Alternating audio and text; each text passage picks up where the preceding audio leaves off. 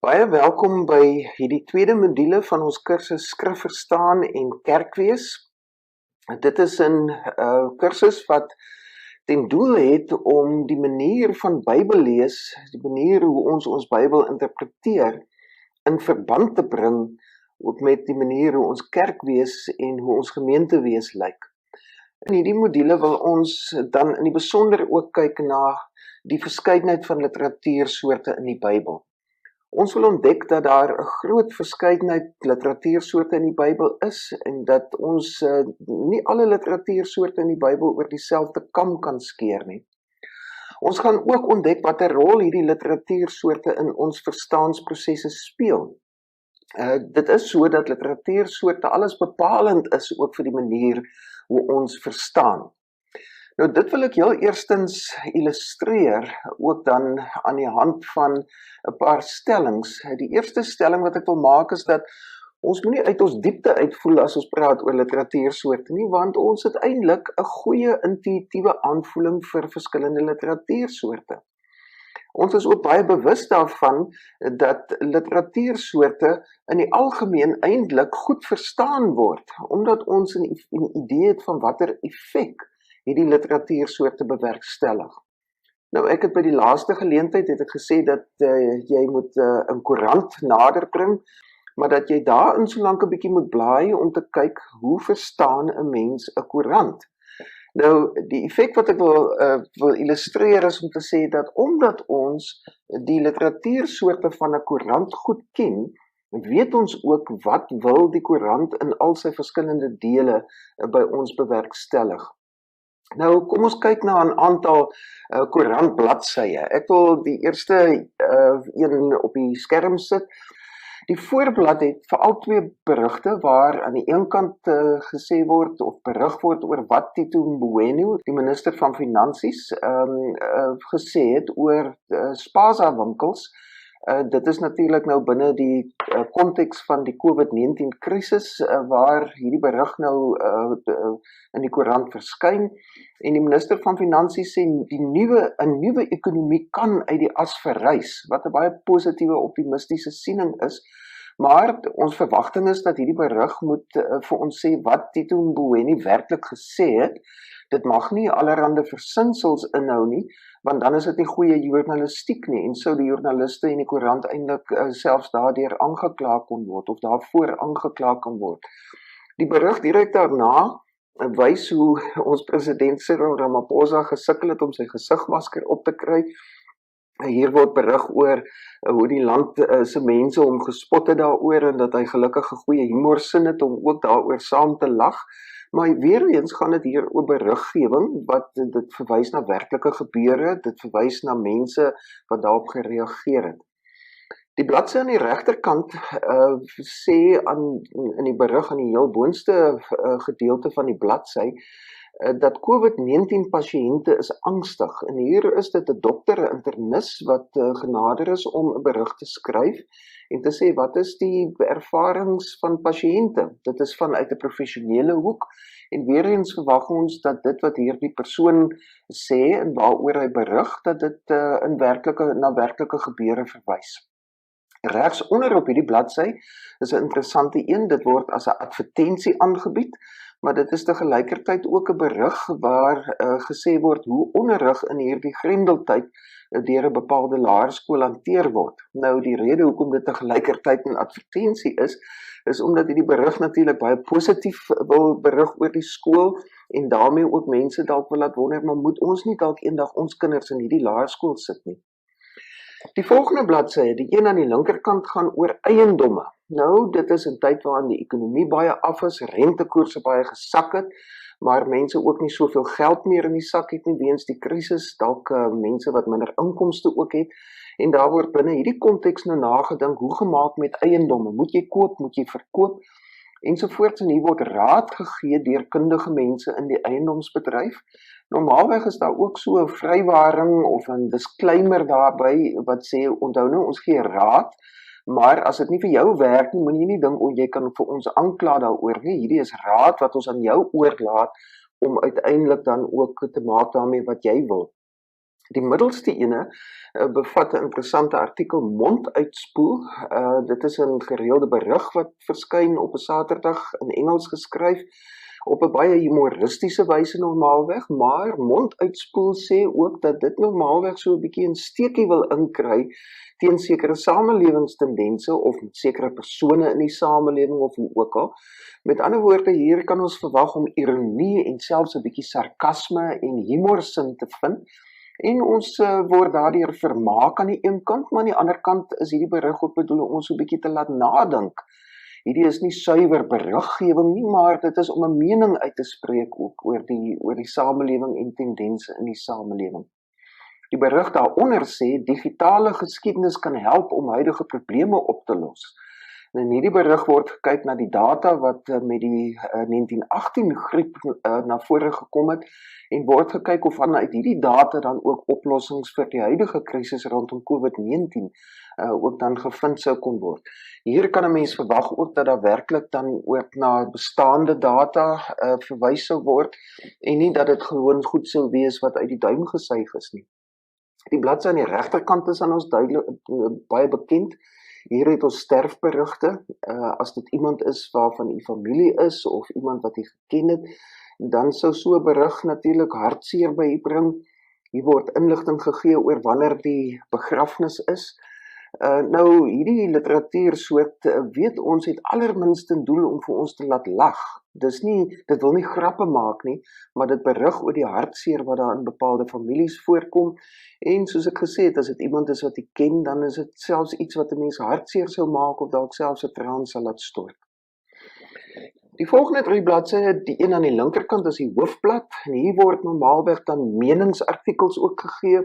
Ramaphosa is nie 'n diktator nie, skryf die een meningsartikel hier, om te sê, al word daar nou veiligheidsmagte ontplooi ensovoorts, kan ons die vertroue hê dat ons president nie iemand is wat hierdie mag sal misbruik nie. Dis natuurlik 'n standpunt wat gestel word, en nie iets wat noodwendig reg of verkeerd is nie, en dit moedig jou as leser dan aan om te kyk of jy daarmee saamstem al dan nie. Bo in die middel is die immer gewilde spotprent, waarmee 'n spotprenttekenaar dan ook humoristiese kommentaar gee op die samelewing van die dag. Aan die regterkant bo van hierdie hoofblad is die immergroen Dana Snyman, wat altyd met nostalgie skryf. Nou weer eens, daar mag feite in na vore kom, maar dit gaan in die eerste plek nie daaroor om feite weer te gee nie. Dis nie net 'n blote neutrale beriggewing nie, maar dit is om op 'n bietjie van 'n ironiese en 'n nostalgiese wyse na die werklikheid te kyk en vir jou dieper te laat nadink. Aan die onderkant van die hoofblad is daar 'n hele klomp briewe, lesersbriewe. En ons weet dat lesersbriewe ook allermins probeer om feitelikhede weer te gee soos ander berigte in 'n koerant, maar dat dit die standpunte van bepaalde lesers verteenwoordig, en dat die aard van hierdie briewe is normaalweg om dan vir jou as leser ook so ver te kry om hulle standpunte te deel. En miskien deel jy die standpunte, maar partykeer verskil mense ook volledig van wat in hierdie briewe geskrywe word. Die middelste bladsy is koue, neutrale syfers. Nou, hierdie syfers is die markberigte, ook die effekte beurs syfers wat aangedui word, effekte trust se waardes wat aangedui word. Nou, ons kan verwag dat hierdie syfers moet klop met dit wat werklik op die effektebeurs dan na vore kom. Hier mag nie gewoon syfers uit die duim uitgesuig word nie, dit moet ware syfers wees, maar dit word neutraal aangebied. Jy moet nou met daai syfers self gaan maak wat jy wil, hoe jy jou besluite neem rondom effekte om dit aan te koop of te verkoop of wat ook al. Die agterblad van 'n koerant of van die burger ten minste is meestal 'n sportblad. Nou, daar word dikwels dan ook berig oor wedstryde wat plaasgevind het, en natuurlik gaan dit daar in die beriggewing oor wedstryde ook oor feitelikhede, wie het gewen, wie het verloor, wat is die statistieke van 'n wedstryd, maar natuurlik kan dit dan ook allerlei besprekings wees oor, het die skeieregter nou regverdig geblaas al dan nie. Nou, so op hierdie manier kry ons dan 'n insig ook in die verskillende literatuursoorte wat in 'n koerant ter sprake is. En soos wat ek nou probeer aandui het, sien ons ook dat ons weet hoe om die effek van elkeen van hierdie literatuursoorte in te skat. Ons weet ons moet lag vir die spotprent of vir die strokiesprente in 'n koerant, maar ons weet ook dat die sterfberigte ons tot hartseer moet stem. Ons weet dat die briewe dalk vir ons warm onder die kraag moet maak omdat ons nie saamstem nie, of ons moet kyk na die markberigte en dit baie neutraal beskou sodat ons besluite rondom beleggings op grond daarvan kan neem. Ons weet wat die effek is van elke literatuursoort wat in die Bybel in die koerant voorkom. Nou dis natuurlik nie anders as dit kom by die Bybel nie. Die Bybel bevat ook 'n hele reeks verskillende literatuursoorte en dit is deel van die interpretasie van die Bybel om ook te weet watter effek hierdie literatuursoorte op ons het of van ons verwag. Nou, dit is so dat baie van die Bybelse literatuursoorte aan ons bekend is, maar dit is ook so dat daar dalk literatuursoorte is wat minder bekend is vir ons. En dit beteken ook dan dat ons dalk hierdie literatuursoorte wat minder bekend aan ons is, in die gevaar staan om dalk dit mis te verstaan. Nou, daarom is dit so belangrik dat ons die literatuursoorte van die Bybel ook beter moet leer ken, want dan kan ons agterkom, hoe wil hierdie literatuursoorte verstaan word? Hoe word dit vir ons as lesers aangebied om ook daarmee om te gaan? Nou, ek wil graag hê dat ons heel eers na 'n klein YouTube videoetjie kyk. Nou verskoon die Amerikaanse aksent en Amerikaanse agtergrond daarvan, maar dit lyk tog vir my asof dit wel 'n goeie opsomming is van die soort literatuur wat ons in die Bybel kan verwag om te vind. So kom ons kyk eers na hierdie video en dan luister ons ook na watter soorte literatuur hierin voorkom. The Bible is a collection of many books, telling one unified story from beginning to end. But all those books were written in different literary styles. Yeah, think of it like walking into a bookstore where every aisle has a different kind of literature. There's history or poetry or nonfiction. And when you choose an aisle and pick up a book, you're going to have very different expectations, different things that you're looking for. Right, they're all literature, but they communicate in really different ways. Yes, and so the same thing is true for the Bible. If you don't pay attention to what style it's written in, you will miss out on the brilliance of each book. So, what are the main types of literature in the Bible? Well, first and foremost is narrative. It makes up a whopping 43% of the Bible. After that is poetry, which is 33% of the Bible. And then there's what you could call prose discourse, which makes up the remaining 24%. Nearly half the Bible is narrative. Yes, and this is no accident. Stories are the most universal form of human communication. Our brains are actually hardwired to take in information through stories. And stories are really enjoyable. Why is that? Well, stories train us to make sense of the seemingly random events that happen in life by taking those events and then putting them in a sequence.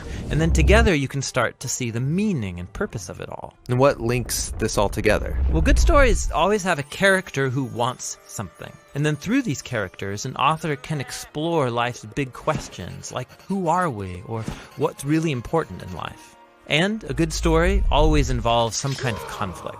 Some challenge to overcome, just like in our own lives. And that forces us to think about our own challenges, why there's so much pain or disappointment in the world, and then what can we do about it? And stories usually end with some kind of resolution, giving us hope for our own stories. Since these are Bible stories, are the characters showing me how I should live? Yeah, that's not quite the point. Most Bible characters are deeply flawed. You should not be like them. But we are supposed to see ourselves in them, which helps us then see our lives and failures from a new perspective. And without even realizing it, these stories will start to mess with you and change how you see the world and other people and yourself. Now, there are different types of narrative in the Bible. Yeah, there's historical narrative, but also narrative parables, short biographical narratives like the 4 Gospels. We'll look at all these in later videos. Okay, next up is poetry, which honestly, I don't read a lot of. Yeah, you're like most people. But 1 out of every 3 chapters in the Bible is poetry. Yeah, why so much poetry? Well, poems mainly speak through dense, creative language, linking together images to help us envision the world differently. Poems use lots of metaphor to evoke your emotions and your imagination. Lots of fancy language, but wouldn't it be easier just to tell me what I need to know? Well, think about it. In life, we tend to form mental ruts, and we think in these familiar, well-worn paths that are very hard to get out of through logic or reasoning. And what good poetry does is force you off the familiar path into new territory. Sneaky. And there's different types of poetry in the Bible. There's lots of types of songs or psalms. There's the reflective poetry of the wisdom books, and then the passionate resistance poetry of the prophets. Okay, the last big literary type is called prose discourse, and it makes up a quarter of the Bible.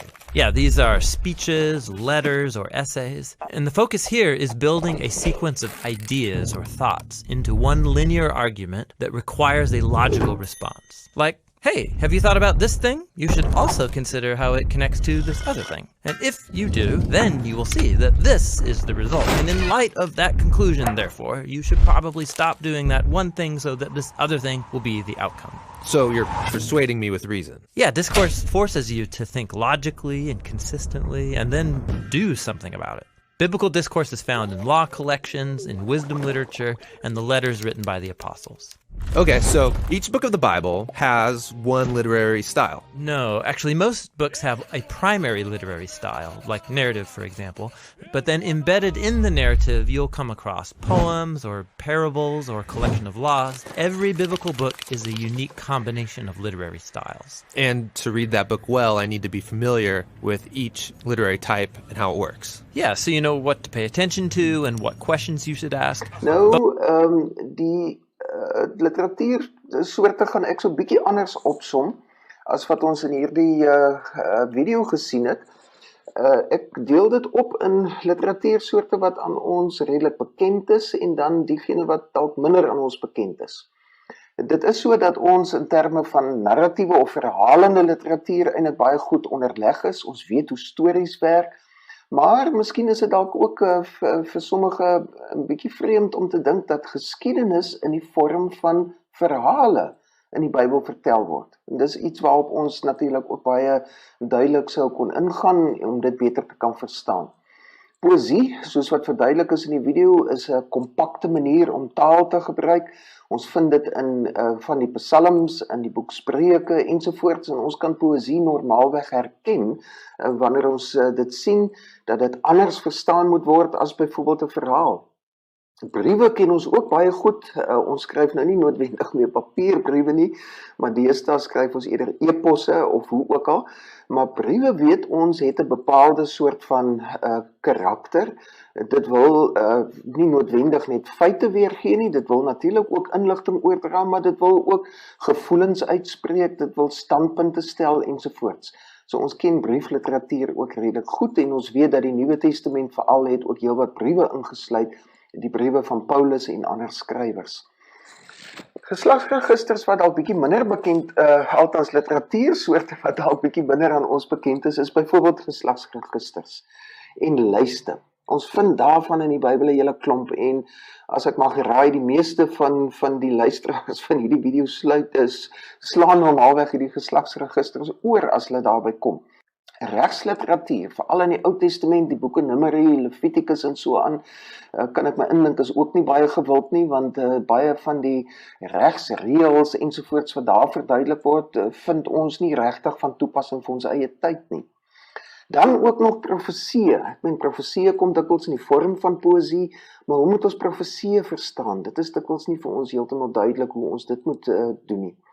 Die evangelies van die Ou Testament, van die Nuwe Testament, ons weet ook dat die evangelies dikwels verskillende perspektiewe op Jesus se lewe gee. Hoe gemaak daarmee? Wat moet ons daarmee maak? Redenerings of discourse, soos wat dit in die video verduidelik is, wil dikwels ook met 'n soort rasionele manier vir ons oortuig van 'n bepaalde standpunt. Ons vind dit veral ook dan in die briewe van Paulus, maar ook elders in die Ou en die Nuwe Testament. En dan een soort literatuur waarmee baie mense, ek wil byna sê die meeste mense sukkel, is apokaliptiese literatuur. Hoe moet ons die boek Openbaring byvoorbeeld verstaan? Nou ons gaan nou sal ons ook so 'n bietjie meer daarop ingaan.